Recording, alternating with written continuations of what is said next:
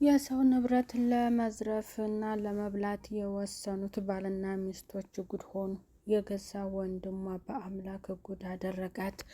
ወይዘሮ የፍቱ ስራ ሳትቀምሰው ያንን ገንዘብ ሳታዩና ሳትለፋበት የተመኘችውን የሰው ሀብትና ንብረት መጨረሻውን ሳታየው በገዛ ወንድሟ ጉድ ሆናለች።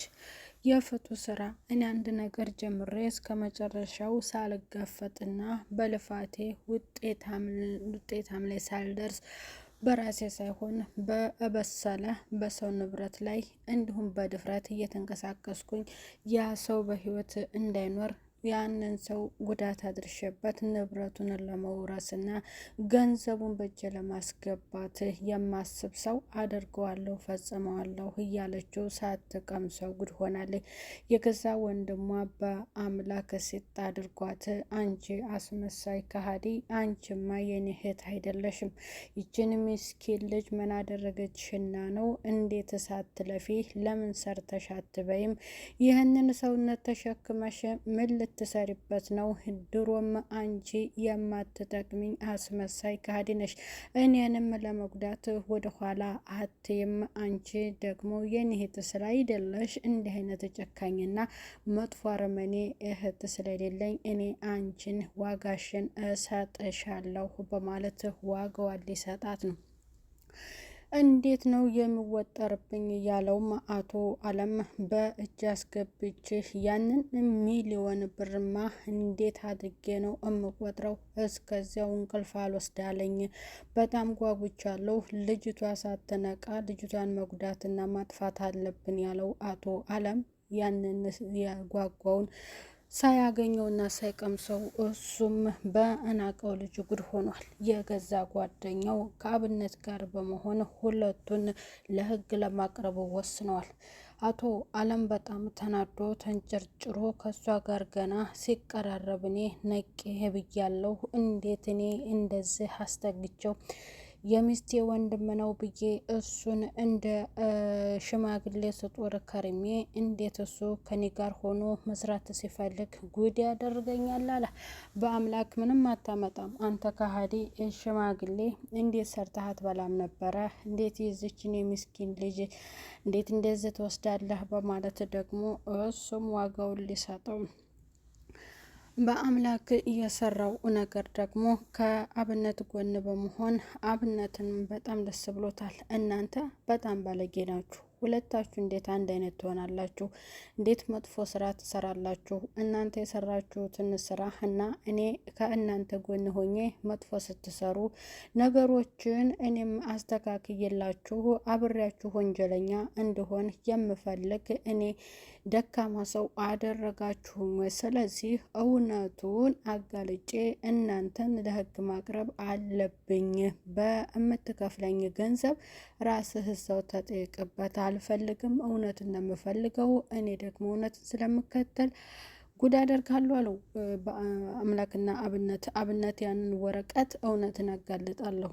ስለዚህ ከልጅቷ ጎን ሆኜ ልጅቷ ልከራከርላትና ልጅቷ ላድናት ላተርፋት እፈልጋለሁ እንጂ እናንተ አስመሳይ ብር ያሰከራችሁ ሰዎች ከእናንተ ጋር ሆኜ እኔ ኃጢአተኛ አልሆንም አለው። ደግ አደረገ። እሰይ የፍቱ ስራ እንግዲህ እዛ የተመካችበትና የቤት ሰራተኛዋ ላይ ከባድ ጫና ለማድረስ እያሰበችው ሁሉ ተነቅቶባታል። ታፈሱም እኔም በወጣኝ እናንተ የምትሰሩት ክፋት እኔም አብሬ ምሰራ እንደመስላችሁ የምትሰጡኝ ደሞዝ ራሱ በረከት የለውም ማለት ታፈሱ። ጎበዝ ጀግና። እኔ በእውነት የተሰራ በላቤ ብደክምም በጥሩ ስራ የመጣ ደሞዝ ሲከፈለኝ ነው እንጂ በማይረባ ነገር ደሞዝ በሚመጣ ደሞዝ ብትከፍሉኝም ለእኔ ምንም አይጠቅመኝም። ስለዚህ እኔም ከህብስትና ከአምላክ ጎን እቆማለሁ በማለት ደግሞ 3-2 እየመሯቸው ይገኛሉ። ጎበዝ ጀግና። ያችን ህብስቴን ሊያድኗትና ሊያተርፉላት እንዲሁም ደግሞ እሷም ንብረቴ ነው እንደዚህ ሊያደርጉ ነው ብላ ቃል ልትሰጥ ነው። በአምላክና ታፈሱ እንዲሁም አብነት ሆነው እውነትን አጋልጠዋል። ጉድ የሆኑት ባልና ሚስቶቹ ተዋርደዋል። ቤተሰብ አይገርመው? ውርደት እንዲህ ነው።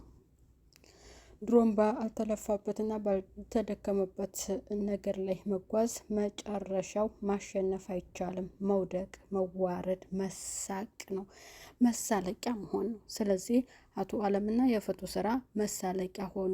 የሰው ንብረት ለመውረስ ሲሉ የተያዙ ባልና ሚስት አስመሳዮች ናቸው፣ ተመልከቷቸው እየተባለ መሳቂያ ሆኑ ማለት ነው። ሰላም ጤና ይስጥልኝ ውድ እየተከበራችሁ ቻናሌ ተከታታዮች ቤተሰብ በሙሉ በያላችሁበት ዓለም ዳርቻ ሰላማችሁ ይብዛል። ቤተሰብ ህብስቴ ነጻ ወጣለኝ። እንዲሁም ደግሞ ከጎረቤት እስከሚያውቃችሁ ድረስ መሳለቂያ ሆነዋል ማለት ነው። ስለዚህ በአምላክ እህቴ እንዲሁም እኔ አላውቃቸውም ሌቦች ናቸው ብሎ ነው እነሱ ሊያዋርዳቸው የወሰነው። ስለዚህ እነሱ ደግሞ ዋጋቸው ሊያገኙ ሊዋረዱና ሊወድቁ ነው። ቤተሰብ የሰው ንብረትን ልጅቷን ጎተው እንደዚሁም ልጅቷን ሊገሏት ገለው ንብረቷን ለመውረስ ሲያስቡ ደረስኩባቸው። ይኸውና የያዘችውን የልጅቷ ትክክለኛ ፋይሏን እነሱ አጭበርብረው ሊሰሩ ነበር። ልጁ ደግሞ እኔ ማጭበርበር አልሰራም፣ በዚህ ኃጢአተኛ አልሆንም፣ እውነትን መከተል ነው የምፈልገው ብሎ እውነትን አገልጦባቸዋል በማለት ከአብነት ጎን በመሆን ደግሞ ለፍርድ ቤት እንግዲህ ቀጠሯቸው ምላሽ ሊሰጡ ነው ማለት ነው። ቤተሰብ ይሄንን ይመስላል። የተንኮለኛ ሰው መጨረሻ አያምርም፣ ምንም ቢሆን ማለት ነው። አቶ አለም የሮጠው የተንቀዠቀዠው ንብረቱን ለመውረስ ቶሎ ያን ሚሊዮን ብር ልውሰድ ወይም ወስዳለሁኝ ብሎ የተጣደፈው እንኳን ሊቆጥረው ሳያየው ጉድ ሆነ ማለት ነው። ሳያየው ጉድ ሆኗል። እህቱን ደብድቧታል። እሷም ተደብድቤያለሁ ብላ ነበር።